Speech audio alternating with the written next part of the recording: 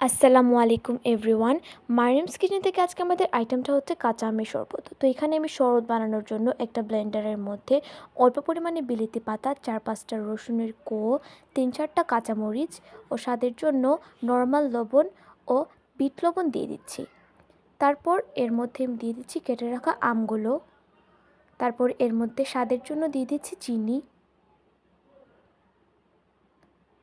তারপর দিয়ে দিব এর মধ্যে 1 জগ পানি।